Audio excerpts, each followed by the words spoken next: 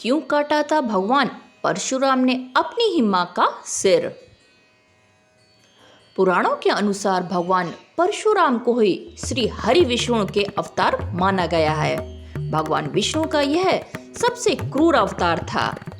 शिव जी द्वारा प्राप्त परशु के कारण ही उनका नाम परशुराम पड़ा था। परशुराम महर्षि जमदग्नि और माता रेणुका की संतान थे। परशुराम उनके सबसे छोटे कहे जाने वाले लाडले पुत्र थे। पांचों भाइयों में परशुराम ही सबसे तेजस्वी और न्यायपूर्ण योद्धा थे। धरती पर उनके जैसा योद्धा कोई नहीं था।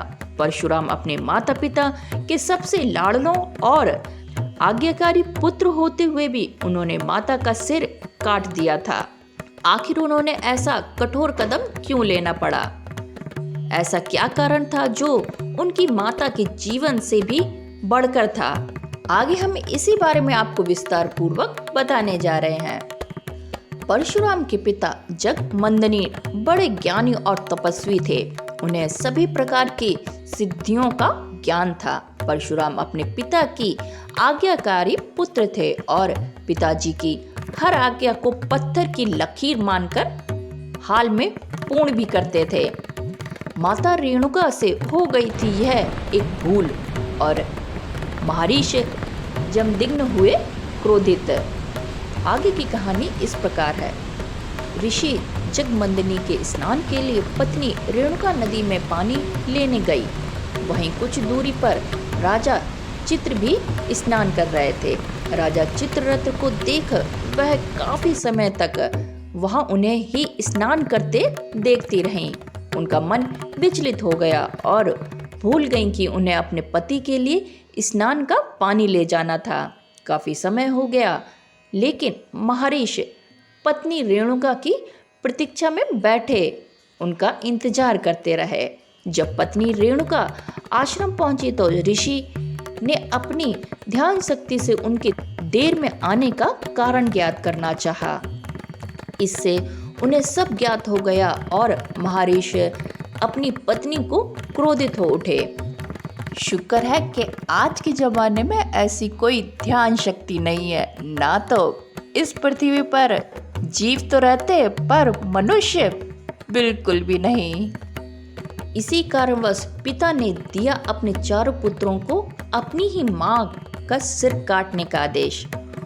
उसी समय उनके चारों पुत्र रघुवंशी श्रु, वस्तु और विश्वासो भी आश्रम आ गए थे। महर्षि ने अपने चारों पुत्रों को बारी बारी से अपनी मां का वध करने को कहा, पर किसी ने भी मां की मोहवश ऐसा करने का हिम्मत नहीं किया। किसी ने भी पिता की आज्ञा को नहीं माना और सभी पीछे हट गए, क्योंकि हिंदू धर्म ग्रंथों के अनुसार किसी भी स्त्री की हत्या को बहुत बड़ा पाप माना गया है। और यह तो थी अपनी ही मां का वध करने की बात, लेकिन पिता आज्ञा का विरोध करना भी एक बड़ा अपराध है। चारों पुत्र समझ नहीं पा रहे थे क्या करना उचित होगा।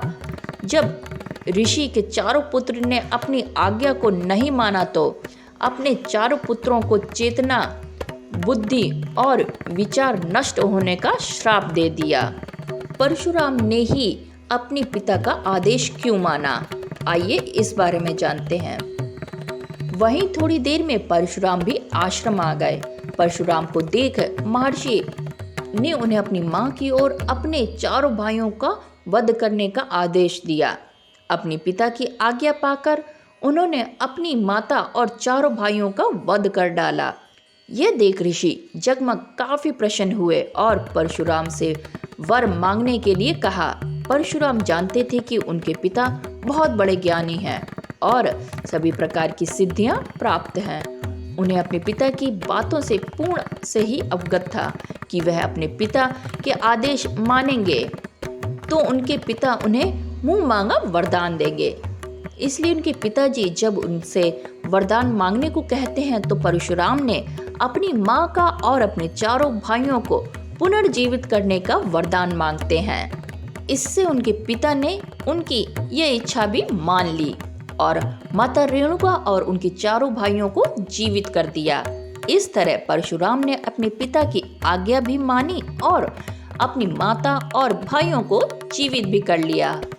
तो अभी तक की वीडियो आप देख के तो समझ ही गए होंगे कि परशुराम ने आखिरकार अपनी ही माँ का क्यों गला काटा था, क्योंकि वो पिता का आदेश था, इस वजह से।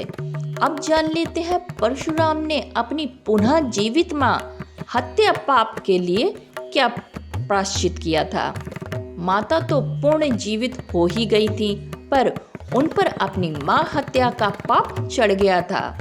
इस पाप से मुक्त पाने के लिए परशुराम एक पर्वत पर शिव आराधना करने के लिए चले गए। कई वर्षों की कठोर तपस्या से प्रसन्न शिव जी ने उनके समक्ष आ गए और उन्हें मृत्यु कुंडली के जल में स्नान करने के आदेश दिया। तभी वह अपनी माता के पाप से मुक्त हो गए। परशुराम ने शिव जी के कहने के अनुसार ही किया और अपनी माता हत्या के पाप से मुक्ति को प्राप्त कर लिया। यह मृत्यु कुंड वर्तमान में राजस्थान के चित्तौड़ जिले में है। इस स्थान को मेवाड़ का तीर्थ स्थल भी कहा जाता है।